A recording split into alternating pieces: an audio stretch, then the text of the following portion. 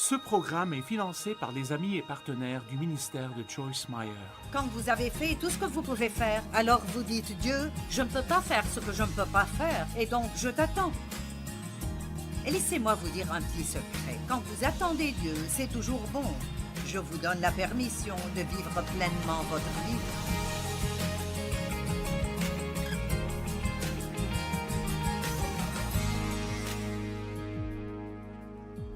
C'est si important pour nous de comprendre que nous sommes dans une guerre. Vous pouvez le sentir. Vous sentez la guerre dans votre âme. Une partie de vous veut faire ce qui est bon et l'autre ce qui est mauvais. Une partie de vous est égoïste et l'autre veut donner aux gens. Et l'ennemi utilise les parties les plus faibles de notre chair et il fait tout ce qu'il peut pour nous garder d'être totalement engagés à Dieu et au service de Dieu. J'ai parlé ce matin de combien il est un menteur et tellement d'entre nous croient tellement de mensonges. Est-ce que quelqu'un d'entre vous depuis ce matin a attrapé le diable dans un mensonge qu'il vous dit? Ok, oui, et j'espère que vous continuerez à faire cela jusqu'à ce que vous soyez complètement libre. Satan a tenté Jésus quand le Saint-Esprit l'a emmené dans le désert, et le diable lui a dit des mensonges l'un après l'autre. Et à chaque fois que le diable a dit quelque chose à Jésus, la Bible dit Jésus a dit au diable, et il lui a cité la parole de Dieu. Parce que vous voyez, la vérité de la parole de Dieu est la meilleure arme que nous pouvons utiliser contre l'ennemi. La Bible dit que celui qui a ma parole rapporte fidèlement ma parole. Donc nous devons apprendre comment déclarer la parole de Dieu au lieu de demander à tout le monde ce que nous devons faire concernant nos problèmes. Nous devons connaître la parole assez bien pour savoir quand appliquer quel verset dans quelle situation et nous devons la déclarer. Quand le diable vous dit « tu n'auras jamais rien », vous dites « tout ce que je fais prospérera et réussira ». Quand il dit « tu ne pourras jamais », personne ne t'aimera jamais. Vous pouvez dire « Dieu m'aime » et il fait que tout le monde m'aime. Apprenez comment combattre. Et l'une des meilleures armes que vous avez est votre bouche si les bonnes choses en sortent.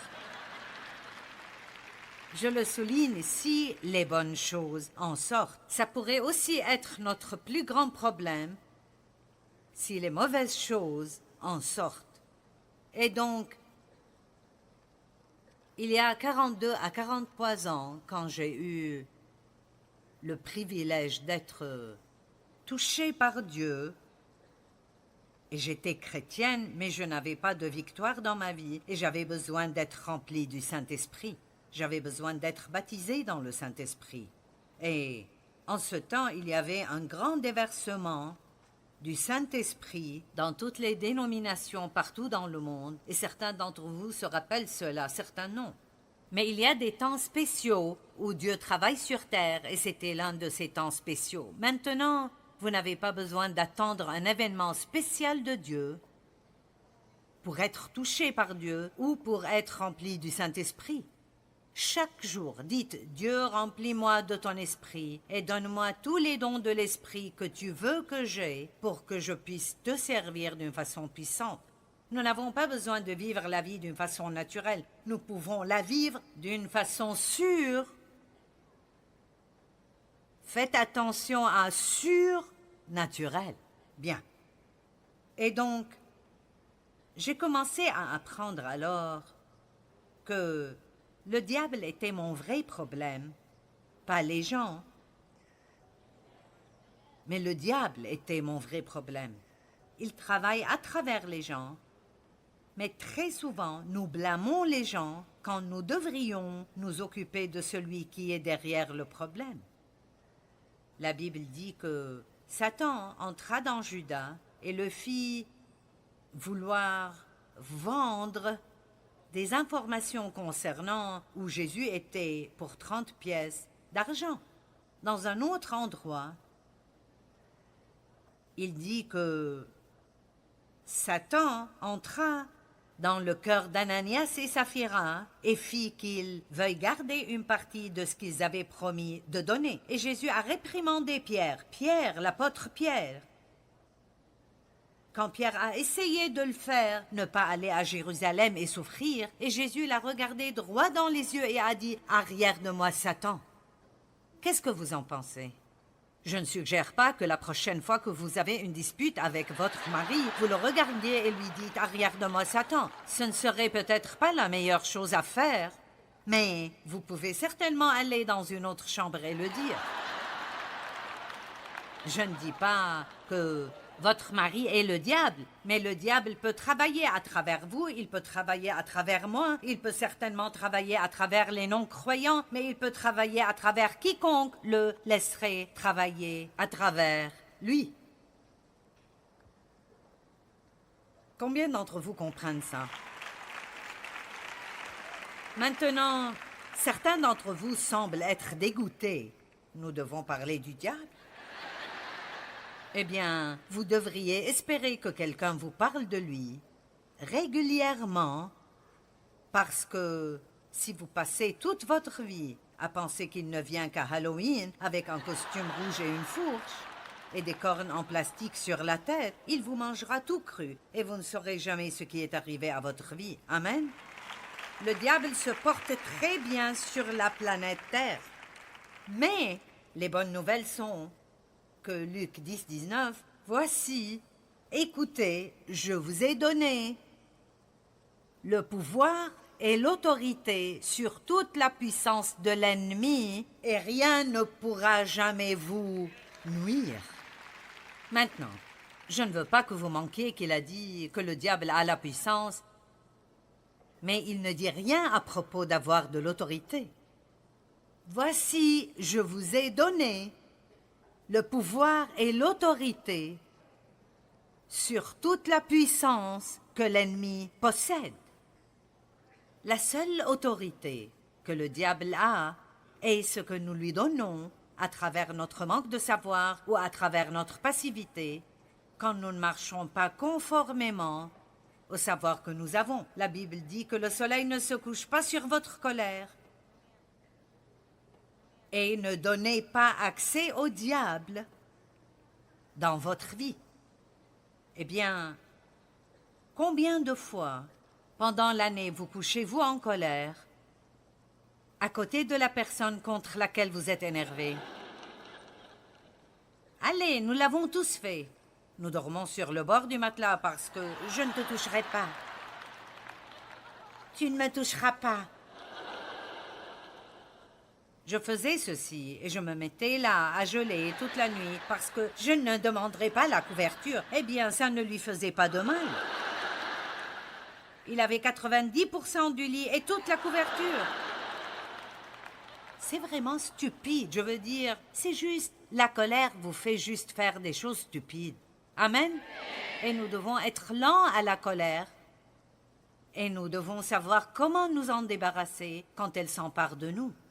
Et donc, il y a beaucoup de choses différentes que nous faisons qui ouvrent la porte pour que l'ennemi ait de l'autorité dans notre vie. Maintenant, il n'avait pas d'autorité jusqu'à ce qu'Adam lui donne l'autorité que Dieu lui avait donnée.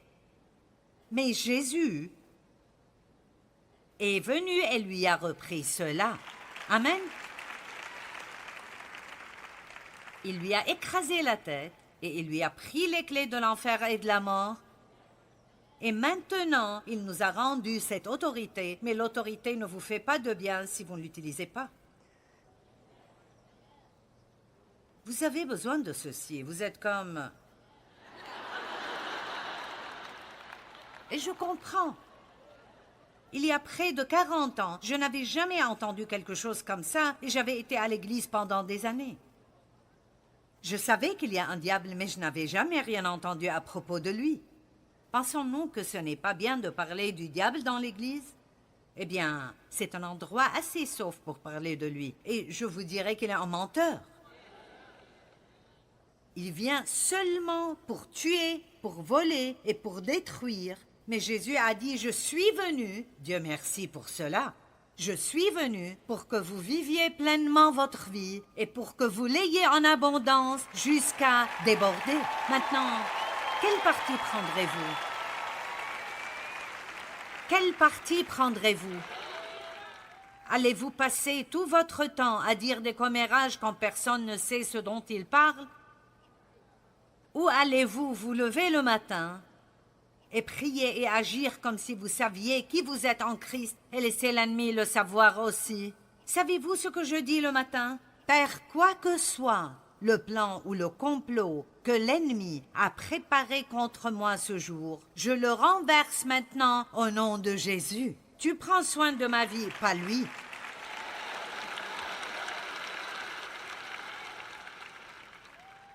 Donc, j'ai appris beaucoup à propos de la guerre spirituelle. Une partie était bonne et l'autre était... Mais j'étais fatiguée de crier après le diable sans que rien ne change dans ma vie. Vous savez, si ce que les gens vous disent ne marche pas, vous devriez aller vers Dieu et demander à Dieu s'ils ont raison. Parce que la parole de Dieu fonctionne si vous l'utilisez. Amen. Et donc, je dis toujours, j'ai réprimandé jusqu'à être tout à fait éreintée et j'avais toujours tous les mêmes problèmes. Et donc, je suis allée vers Dieu et j'ai dit, qu'est-ce qui ne va pas? C'est une bonne question à poser à Dieu, mais préparez-vous parce qu'il vous le dira. Amen.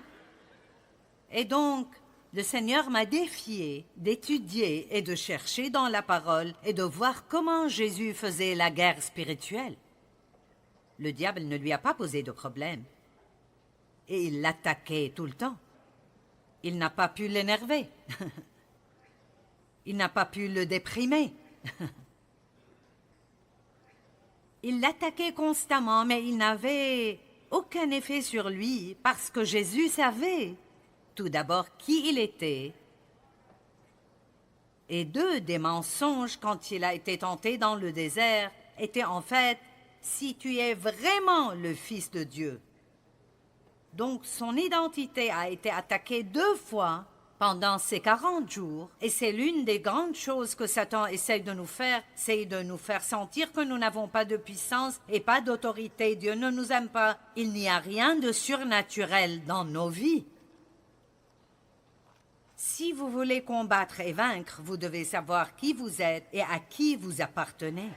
À qui vous appartenez et qui vous êtes en Christ. Écoutez, sans lui, nous ne sommes absolument rien, nous ne pouvons rien faire, mais à travers lui, nous pouvons faire tout ce qu'il veut que nous fassions. Celui qui est en nous est plus grand que celui qui est dans le monde. Si Dieu est pour nous, qui sera contre nous? Si Dieu est avec moi, de qui aurais-je peur? Et je pourrais continuer et continuer. Êtes-vous toujours là? Vous êtes là? Et donc, j'ai commencé à vraiment chercher parce que je n'ai pas vu Jésus crier après le diable. Et j'ai commencé à regarder comment il faisait la guerre et le repos est une bataille. Et je ne parle pas de faire la sieste sur le canapé, je parle du repos interne, d'avoir la paix dans votre cœur tout le temps, quoi qu'il arrive dans votre vie.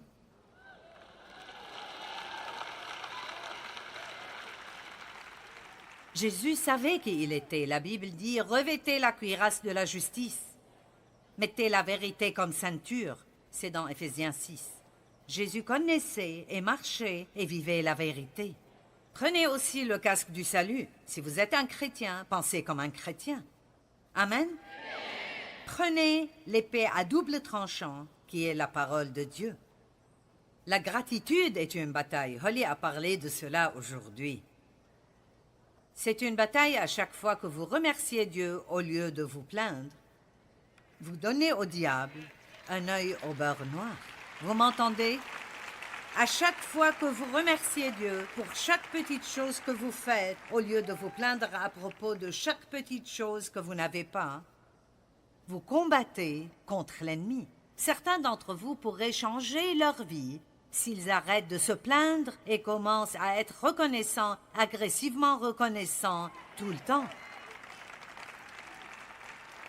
Allez, j'essaye de vous aider. Pensez-vous que je ne veux pas me plaindre? Je veux me plaindre tous les jours.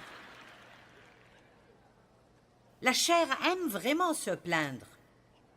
Nous sommes accros au confort. Nous ne voulons pas être mal à l'aise. Nous ne voulons pas avoir chaud ou avoir froid ou nous asseoir sur une chaise dure. Nous ne voulons pas nous garer plus loin qu'à 3 pas de la porte d'entrée. Quand je suis venue à la réunion, j'ai vu des dames marcher de longues distances. Elles étaient justes. Et j'ai pensé, ouais! Faites tout le monde se demander où vont toutes ces dames.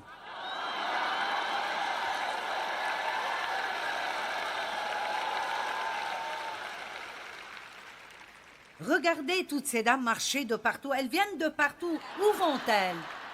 Vous savez, nous allons passer du temps avec Jésus.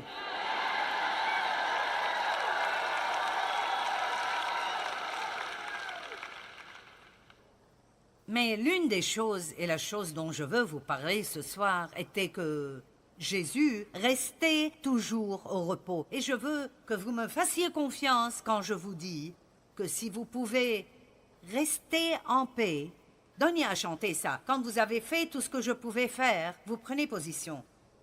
Eh bien, ce mot « prendre position » est en fait traduit du même mot qui veut dire « demeurer », ce qui veut dire se reposer en Dieu. Quand vous avez fait tout ce que vous pouvez faire, alors vous dites « Dieu, je ne peux pas faire ce que je ne peux pas faire, et donc je t'attends. » Et laissez-moi vous dire un petit secret. Quand vous attendez Dieu, c'est toujours bon. Je vous donne la permission de vivre pleinement votre vie. Et si vous allez attendre de toute façon, pourquoi ne pas s'amuser en le faisant? Nous pensons qu'avoir des problèmes nous rendra misérables, mais ce n'est pas le cas. D'accord, écoutez, si nous devions décrire Jésus en un mot, si je dis « donnez-moi un mot qui décrirait Jésus », nous aurions tout un tas de choses différentes, mais j'ai entendu quelqu'un dire, et j'aime vraiment cela, il a dit « Je pense que la meilleure façon pour vous de décrire Jésus est au repos. » Pouvez-vous imaginer Jésus frénétique à propos de quoi que ce soit? Il n'était jamais pressé. Il ne s'inquiétait jamais. Il a fait tellement de choses, mais elles étaient toutes faites dans le repos. Et ce genre de repos dont nous parlons, le repos du sabbat, ce repos que Dieu offre, le repos de Dieu, entrer dans le repos de Dieu. Si vous étudiez le mot en grec, il ne veut pas dire le repos après le travail, mais le repos pendant que vous travaillez. Comprenez-vous cela? Vous voyez? Oui, je travaille quand je fais ces conférences. Et en quelque sorte, je travaille maintenant, mais ce n'est vraiment pas difficile pour moi parce que je fais confiance à Dieu pour tout ce qui sortira de ma bouche, même si je ne sais pas ce que ce sera.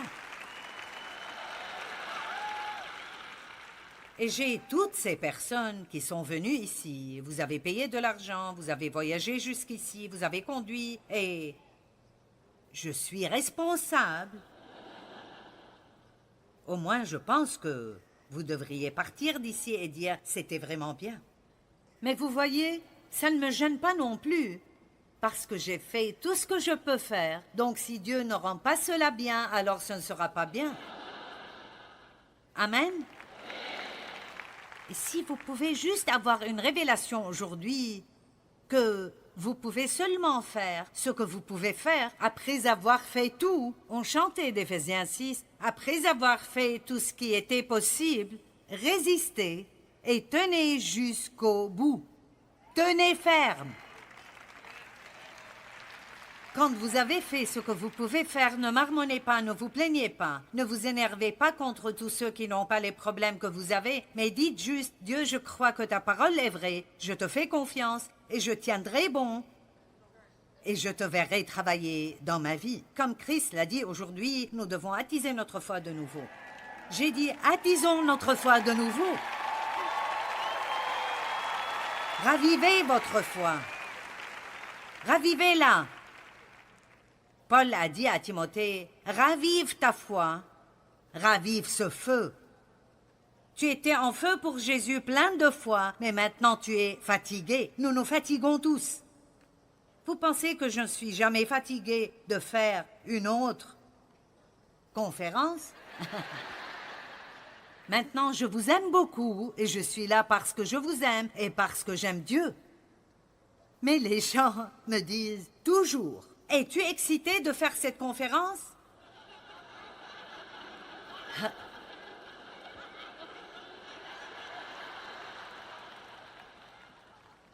Eh bien, non.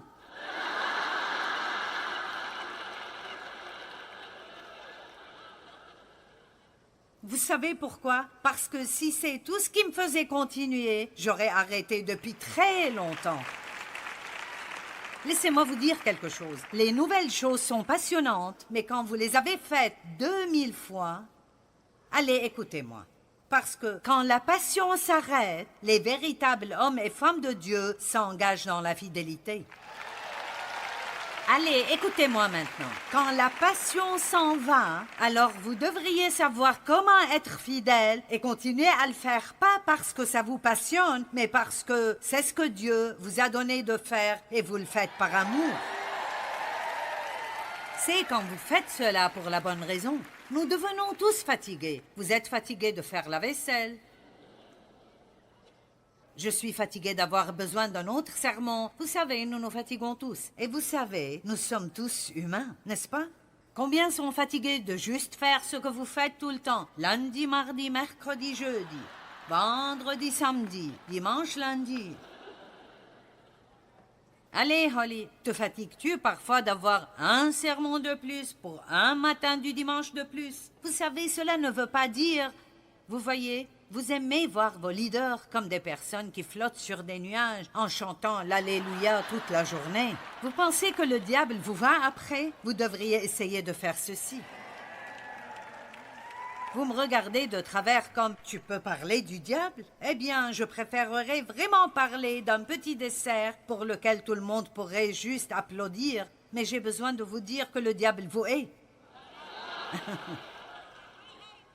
Et vous feriez mieux de commencer à raviver votre foi et à ne pas continuer à vouloir que quelqu'un d'autre fasse tout pour vous.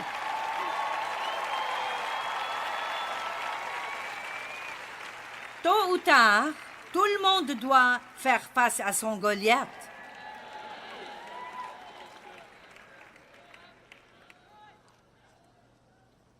Pourquoi Jésus a-t-il été amené par le Saint-Esprit pour être tenté par le diable 40 jours et 40 nuits? Juste après avoir eu cette victoire, il a commencé son ministère public avec puissance. Pourquoi devait-il passer par cela? Parce qu'il en avait besoin. Dieu avait besoin de ce qu'il prouve pour lui-même qu'il pouvait faire face au diable et être vainqueur à chaque fois.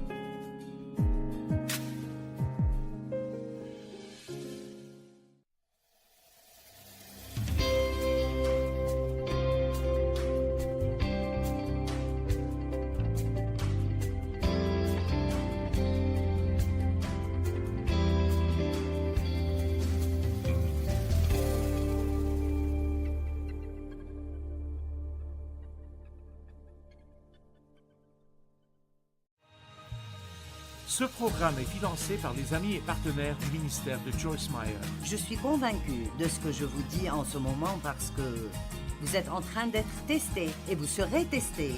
Et je veux vraiment, vraiment, vraiment que vous passiez le test afin que vous puissiez avoir le témoignage, afin que vous puissiez dire à quelqu'un « Suivez Dieu ».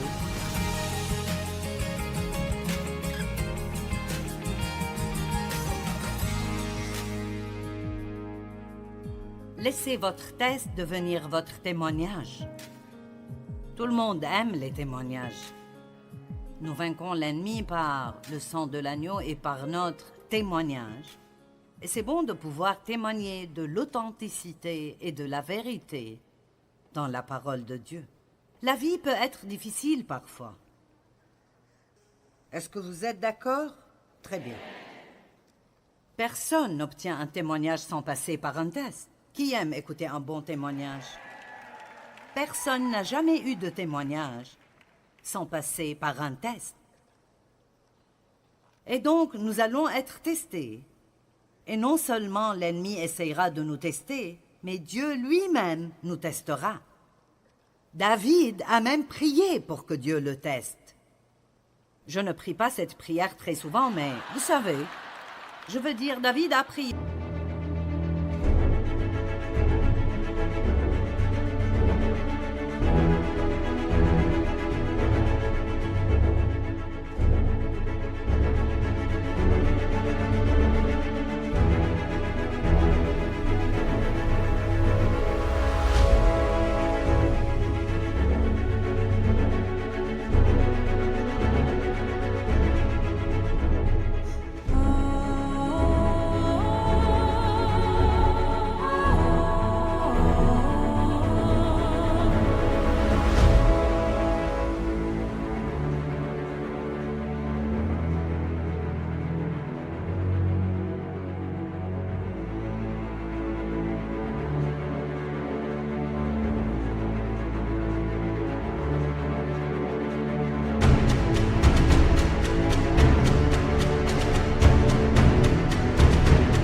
Oh Dieu, teste-moi. Vois s'il y a quoi que ce soit de mauvais en moi. Waouh, c'est courageux. Nous aimons entendre de grands témoignages. Mais si nous ne passons pas nos tests, nous n'aurons jamais le témoignage. Certains d'entre vous se demandent pourquoi vous tournez encore et encore autour de la même montagne tout le temps. Il y a une chose que vous devriez savoir sur Dieu. Vous n'échouez jamais dans son école. Vous continuez juste à faire le même test, encore et encore et encore, jusqu'à ce que vous réussissiez. Amen. Et puis même après que vous réussissiez, occasionnellement, vous aurez un petit cours de rappel, juste pour être sûr que vous êtes toujours là où vous devriez être. Nous aimons lire à propos de Noé, Joseph, Abraham, Moïse, Daniel, Ruth, Esther, Pierre, Paul. Mais auriez-vous aimé être à leur place? Oh, ça doit... Waouh! Ce serait merveilleux d'avoir la vie de Joyce. Oh, mes bien-aimés. Eh bien, nous... Oui, j'ai une belle vie, mais... Vous ne faites pas ceci sans payer un prix pour le faire. Amen. Vous savez, nous pensons, ça doit être merveilleux. Paul a écrit les 2/3 du Nouveau Testament, waouh! Mon Dieu! Moïse a divisé la mer Rouge, waouh! Aucune de ces personnes n'a fait ses propres choix dans la vie. Ils avaient tous un plan qui a soudainement été interrompu par Dieu. Peut-être que certains d'entre vous ont des plans, et Dieu essaye de les interrompre, mais vous ne le laissez pas le faire, et alors les choses ne marchent pas si bien pour vous. Parce que quand Dieu décide de venir au milieu de quelque chose... Allez maintenant. La plupart des gens ont un panneau invisible dans leur vie. Dieu peut le voir, mais les autres ne peuvent pas. Il dit « ne pas déranger ». Ce sont des signes que vous pouvez mettre sur des portes d'hôtel, mais vous ne devez pas en mettre sur votre vie. Si vous allez être avec Dieu, soyez prêt à être interrompu. Vous pouvez avoir un bon plan, mais cela ne veut pas dire que vous pourrez l'exécuter. Parce que si Dieu a besoin de vous, vous devez être prêt.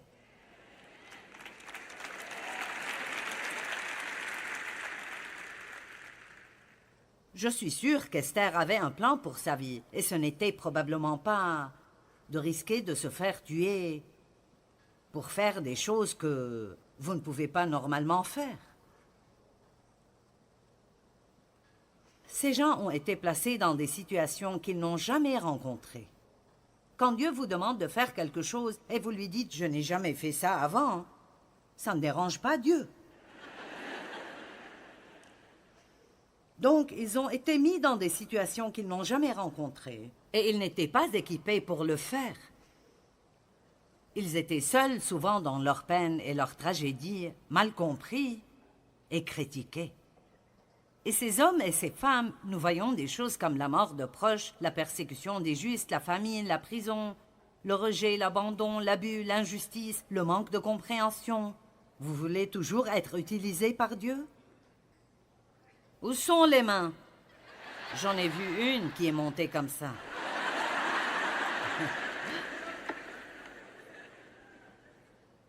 Je vais vous dire la vérité.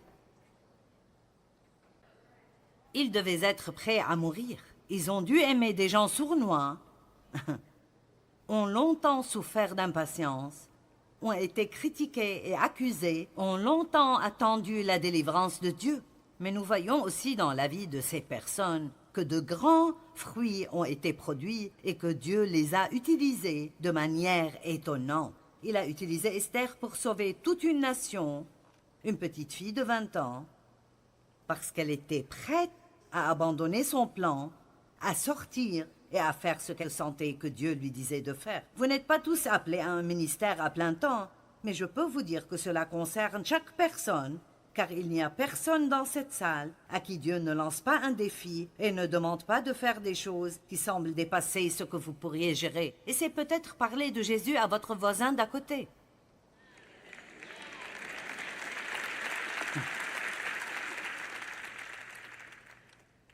Personne ne reçoit un témoignage sans test. Si vous voulez être avec Dieu, l'endurance, le mot endurance, un mot biblique, l'endurance, est essentiel. Nous devons apprendre à supporter, à ne pas fuir les choses difficiles. Nous devons apprendre que la seule façon d'arriver est de traverser. Amen. Et donc, j'ai ma propre petite définition de l'endurance. L'endurance signifie tenir plus longtemps que le diable. En d'autres termes, aussi longtemps que tu essayes de m'agacer, c'est le temps que je vais rester avec Dieu et ne pas abandonner et ne pas lâcher prise. Va de l'avant et épuise-toi en essayant de m'épuiser, mais je ne vais pas abandonner. Amen. Et je vous le dis, si rien ne va dans vos vies, excepté que vous êtes assez têtus pour dire « je ne vais jamais abandonner », vous finirez par remporter la victoire. J'ai dans mon bureau une pancarte qui dit « N'abandonne jamais, jamais ». J'ai failli la porter pour vous la montrer. N'abandonnez pas. Ne nous lassons pas de faire le bien, car nous moissonnerons au temps convenable si nous ne nous relâchons pas. Et cette écriture est pour chaque personne ici. Nous en avons tous marre. Nous sommes tous fatigués d'attendre. Nous en avons tous marre que le diable s'en prenne à nous. Nous sommes tous fatigués de tout ce qui nous arrive. Mais seuls ceux qui refusent d'abandonner sont ceux qui feront partie du groupe qui sépare la mer Rouge et fait le genre de choses que ces gars-là ont faites, hommes et femmes. Allez!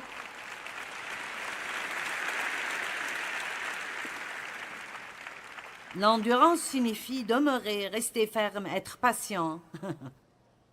Patient. Et la patience n'est pas simplement une capacité d'attendre. Vous allez attendre de toute façon. Mais c'est comment nous agissons pendant l'attente. La patience est un fruit de l'esprit qui nous garde doux et gentils. Allez!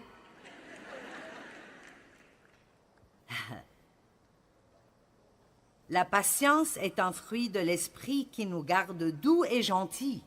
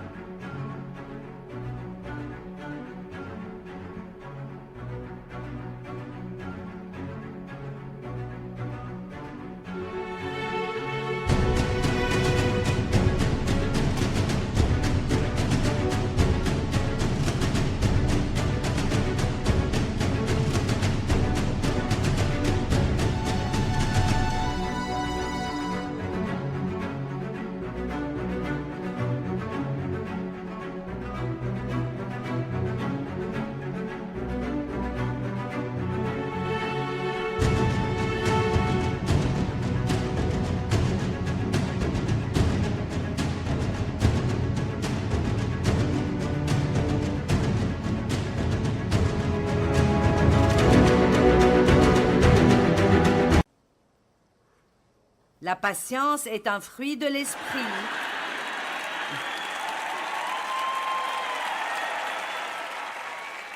Combien pouvez-vous traverser personnellement et continuer d'être gentil avec les autres?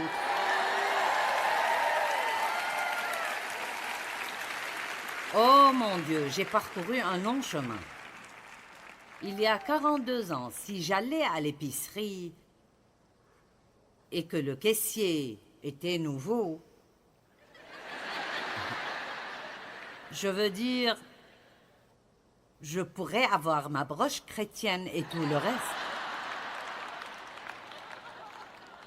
Mais je vous dis quoi? Le fruit n'était pas joli.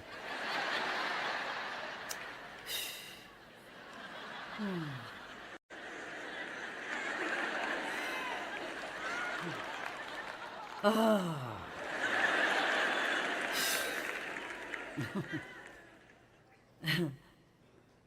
Maintenant, 42 ans plus tard, pas 2 jours, allez, 42 ans plus tard, cela ne m'a pas pris 42 ans, mais ça a pris environ 4 ou 5 ans. Et maintenant, si nous avons une nouvelle caissière et je remarque qu'elle devient nerveuse parce qu'elle a des problèmes, je dis ne t'inquiète pas. Ne t'inquiète pas pour ça, tu y arriveras. Tu finiras par être excellente. Tout le monde fait des erreurs, je ne suis pas si pressée.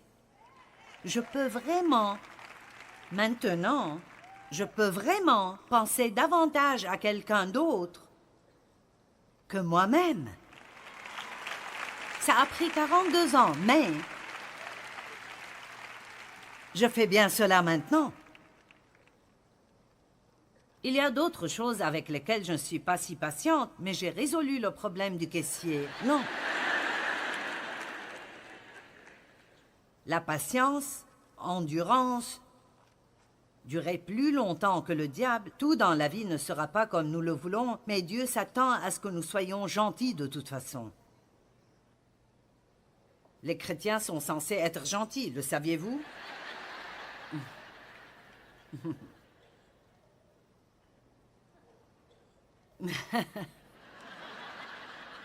Peut-être que c'est la révélation de la journée.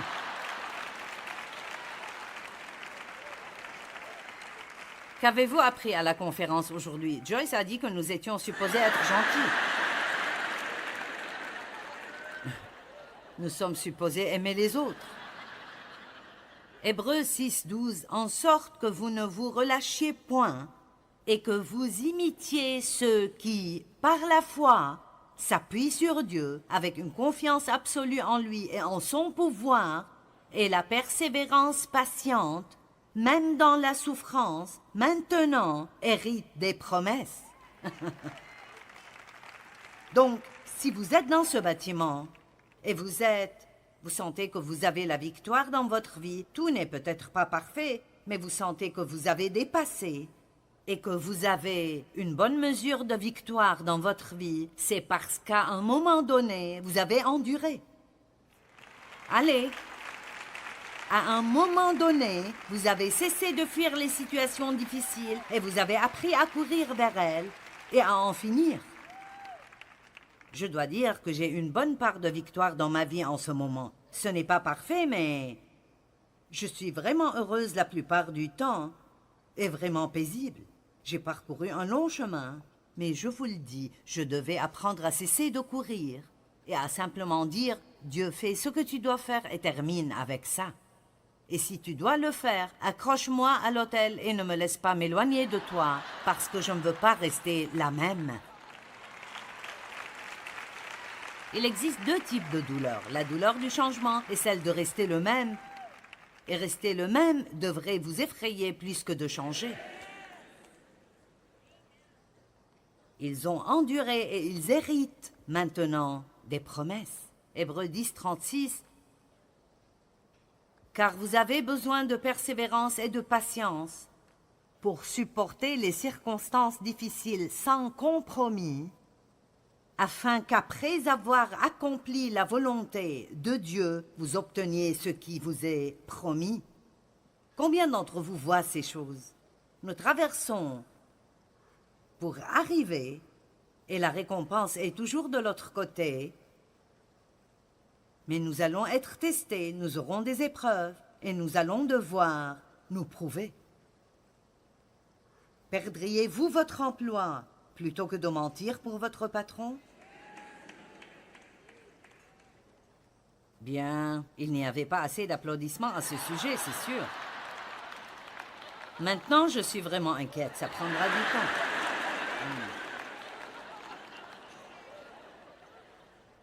Nous ne savons pas combien de fois les gens ont été testés quelque part.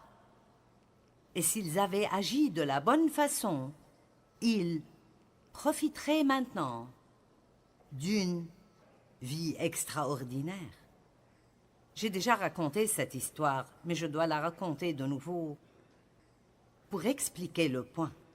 Il y a des années, j'ai travaillé pour une entreprise de vente, en gros, et j'étais comptable. Et il voulait essentiellement que je l'aide à voler de l'argent à un client parce que nous leur devions de l'argent.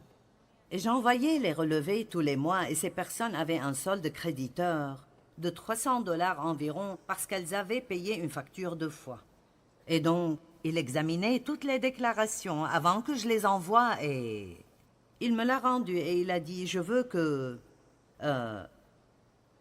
tu mettes un débit sur ce compte et que tu le fasses avec un solde nul. » Donc, il ne voulait pas leur envoyer l'argent parce qu'ils avaient un crédit sur leur compte. Eh bien, je savais tout de suite que c'était mauvais, mais je suis rentrée chez moi et en fait, je n'ai pas pu dormir. Et je n'étais même pas vraiment ce que j'appellerais une vraie chrétienne à l'époque, mais j'aimais Dieu, j'allais à l'église, j'avais une fibre morale et je savais juste que je ne pouvais pas le faire.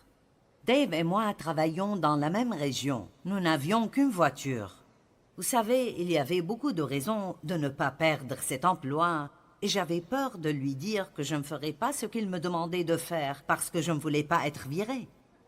Et donc, je suis allée au bureau tôt le lendemain matin et j'ai décidé que j'irais avec Dieu même si je perdrais mon travail. Allez, écoutez bien cela. Je me suis dit que j'irais avec Dieu même si je perdais mon travail. Et il y avait beaucoup de choses auxquelles je n'avais pas la réponse si je perdais mon emploi. Mais je savais que je devais suivre Dieu. Allez maintenant, êtes-vous prêts à perdre un ami? Si c'est ce que vous devez faire pour suivre Dieu?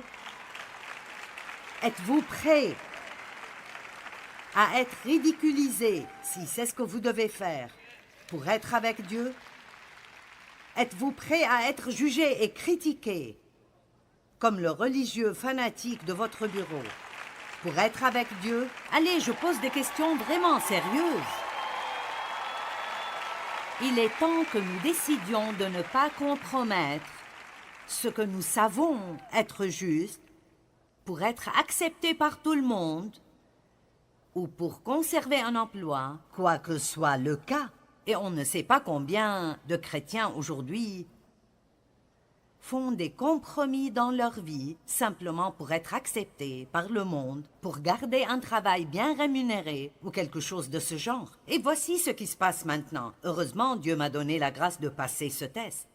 J'y suis allée très tôt le lendemain et je tremblais comme une folle et j'ai dit « Vous ne comprendrez peut-être pas cela, mais je suis chrétienne et je ne sens pas que je peux m'occuper de ce crédit et lui donner un solde nul parce que je me sentirais comme si je volais leur argent si je le faisais. » Et j'ai dit « Je ne veux pas perdre mon travail, mais je ne peux pas le faire. » Eh bien, son visage a rougi et il a bafoué et il a dit « Eh bien, sors d'ici et va travailler. » Et toute la journée, je m'attendais à être virée. Et finalement, environ 5 minutes avant l'heure de quitter, il est sorti et il a violemment mis ses comptes sur mon bureau et a dit « Envoie-leur donc un chèque. » Et donc, en bref, j'ai continué à être promue dans cette entreprise jusqu'à être la vice-présidente. Je n'avais pas l'éducation pour le travail. Souvent, je ne savais même pas comment faire ce que je faisais, mais Dieu m'a donné la grâce de le faire. Et je vais vous dire ceci, et j'y crois. Si j'avais compromis à l'époque, je ne pense pas que je serais ici aujourd'hui. J'ai un témoignage parce que j'ai réussi le test. Allez maintenant, n'abandonnez pas ce que Dieu a prévu pour vous, la vie étonnante que Dieu a planifiée pour vous, juste pour faire des compromis avec quelqu'un qui veut que vous péchiez pour qu'il soit heureux. Suivez Dieu même si cela vous coûte tout le monde dans le monde entier. Suivez Dieu, car quand tout sera fini, il n'y aura plus que Dieu. Allez!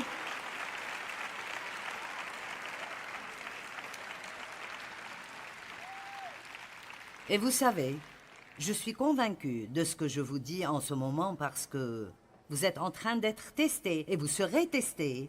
Et je veux vraiment, vraiment, vraiment que vous passiez le test afin que vous puissiez avoir le témoignage, afin que vous puissiez dire à quelqu'un « Suivez Dieu, ne laissez pas le diable voler le plan de Dieu pour votre vie. » Maintenant, cela ne signifie pas que vos péchés ne peuvent pas être pardonnés.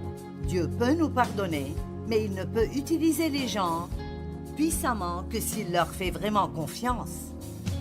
Dieu doit pouvoir faire confiance aux gens qu'il veut utiliser pour qu'ils ne cèdent pas si cela signifie un peu d'inconfort. Lorsque vous êtes testé, le seul moyen d'arriver est de traverser. Je dis toujours que la seule issue est à travers. Ce n'est pas facile, mais avec Dieu, toutes choses sont possibles.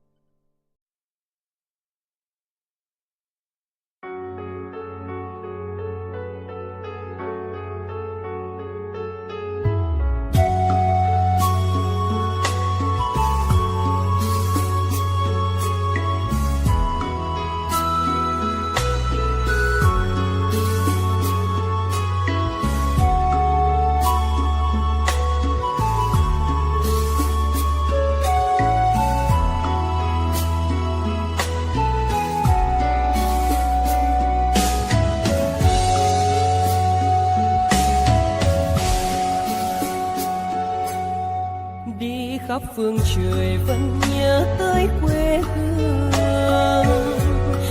Người về đây thăm làng trù quê mẹ và làng sen quê cha, xúc động bồi hồi người rơi giọt lệ thương mái nhà tranh.